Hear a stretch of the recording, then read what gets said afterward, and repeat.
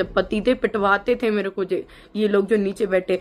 धीरे धीरे पूरी सच्चाई ला दूंगी जो भी है, क्योंकि मैं अकेली घुट घुट के मैं हो गई हूँ परेशान। अपने कानों से सुनो जो इन्होंने जो सलूक किए मेरे साथ में, जो मैंने सहन करे।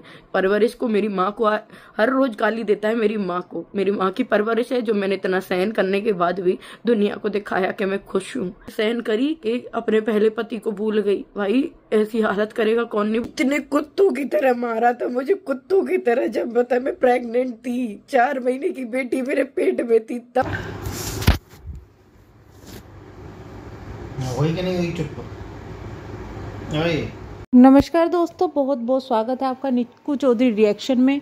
ये जो ऑडियो और जो वीडियो की जो क्लिप मैंने लगाई है वो सिर्फ इसलिए लगाई है कि कुछ चीज़ों का लोगों को पता चलना चाहिए। अननेसेसरी एक लड़की को जो कि इतने दुख से गुजर रही है उसको हेट देना, उस पर अलग एलिगेशन लगाना, उस पर गंदे एलिगेशन लगाना, उस पर छीटाकसी करना, ये कुछ लोगों का काम बन गया है। इतनी बेशर्मी दिखाई हुई है। मतलब एक लड़की प्रूफ के साथ कुछ चीज़ें बोल रही है, उस पर भी लोग बेशर्मों की तरह डाउट किए जा रहे हैं, बेशर्मों की तरह बोले जा रहे हैं। कुछ सवालों के जवाब यहाँ मैं देना चाहूँगी। आप बोलते हैं ना रिएक्शन दो तो अपने उसको जगह रख के दो। बिल्कुल, अगर आप वीडियो देखते हो ना तो कभी किसी की जगह पर आकर देखो, कभी किसी को जो झेल रहा है ना इंसान उन चीज़ों को आकर देखो। जो लोग, एक ने तो कमेंट ये किया है कि भाई ये वीडियो जो ऑडियो है ना वो बनाई गई है। वाह, मतलब वाह, कौन सी टेक्नोलॉजी यूज़ की गई है हमें भी पता चले। और अगर ये ऑडियो जो डली हुई है वो बनाई गई है तो प्लीज़ रिपोर्ट कीजिए। आप उनके माँ बाप को जाकर समझाओ, क्योंकि होंगे तो तुम उनके कुछ रिश्तेदारी, तभी तुम इतना फेवर कर रहे हो। क्योंकि ऐसे तो नॉर्मल जो लोग हैं, नॉर्मल जो उनके सब्सक्राइबर है या फिर नहीं है, दिल दहल गया लोगों का वो ऑडियो सुनकर। लेकिन आप लोगों को अगर फर्क नहीं पड़ा है ना, आप लोगों को इतना ज़्यादा दुख हो रहा है उनके माँ बाप के लिए, तो प्लीज़ जाइए उनके साथ जाकर रिपोर्ट कीजिए कि सपना ने गलत ऑडियो डाली है। क्योंकि आपके हिसाब से गलत ऑडियो है ना, पब्लिक के हिसाब से नहीं है। अगर सपना सिर्फ ये बात बताती कि मेरे साथ इस तरीके से मारपीट हुई है, ये चीज़ें हुई है, तो शायद इतना ज़्यादा लोग ना उनको सपोर्ट करते, ना अंधे बनते।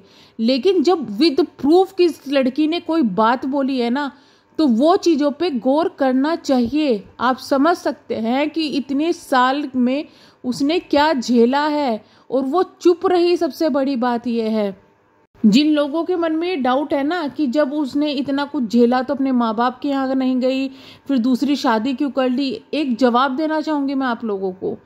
आप ना अपने आस पड़ोस में एक बार झांक के देखो।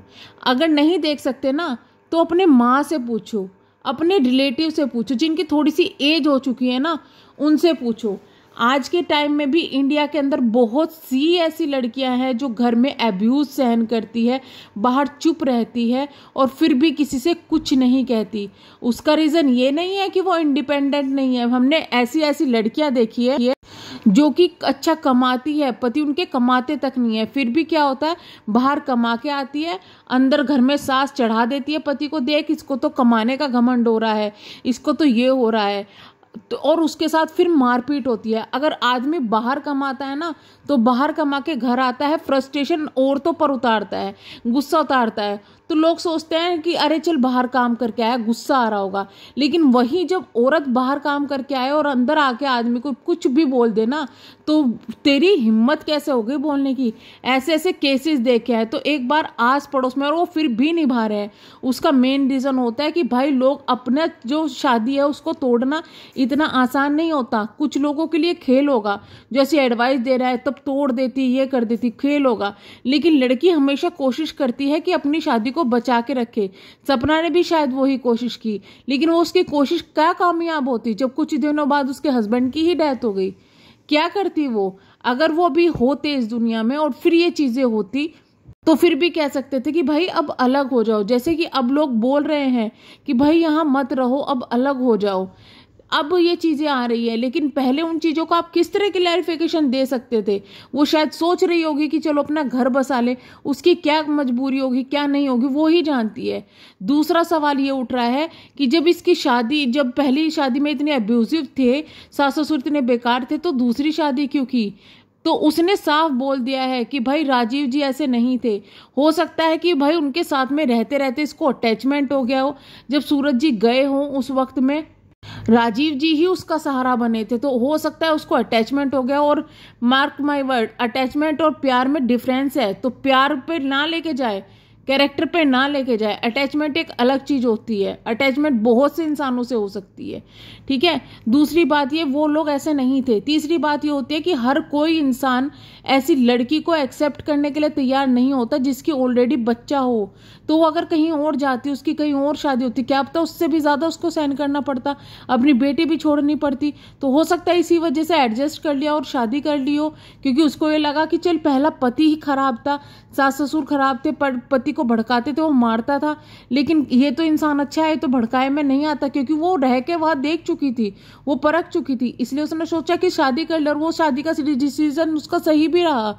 वहां पर उसको ऐसा कुछ हुआ नहीं है जिस पे इतने पॉइंट आउट किए जा रहे हैं। और सपना इस चीज का जवाब पहले ही दे चुकी थी कि भाई इतनी जल्दी वो कैसे भूल गई अपने पहले पति को।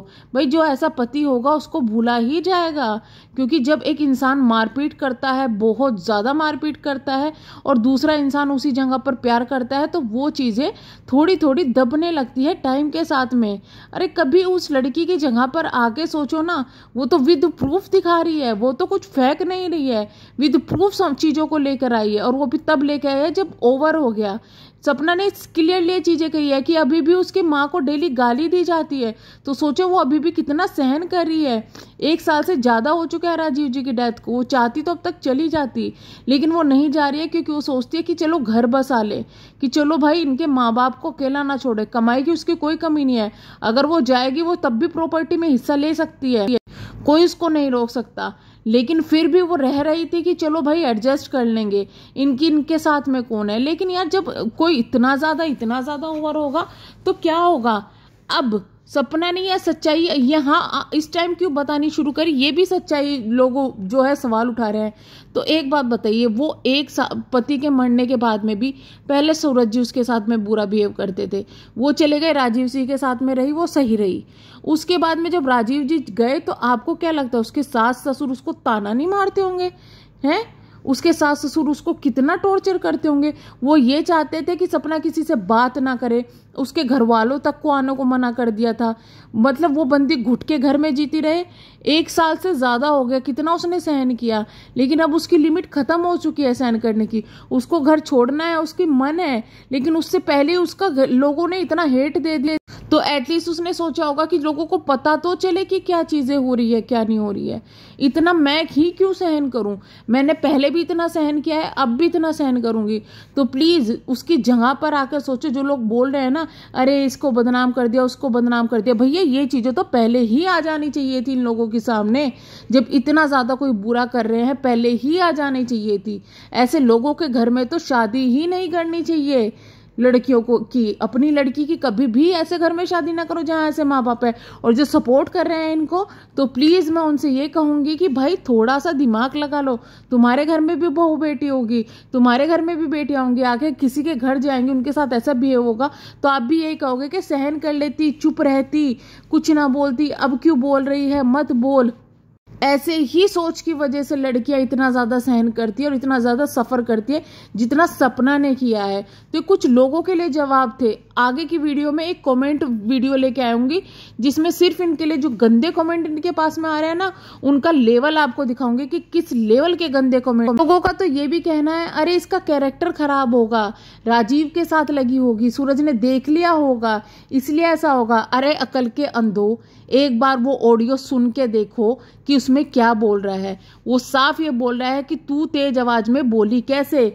और जो रोकी और जो नीतू का वो नाम ले रहे हैं, वो सपना के भाई और भाभी है जिसका नाम ले रहे हैं। देख लो, तुम्हें इतना नहीं पता है, कैरेक्टर पे पहुंच जाते हो सीधा हैं। और अगर वो राजीव के साथ देखता ना, तो वो तभी कहता, वो ये ना कहता कि अपनी माँ को भी देखूंगा, ठीक है, फिर ये कहते कि राजीव को भी देखूंगा।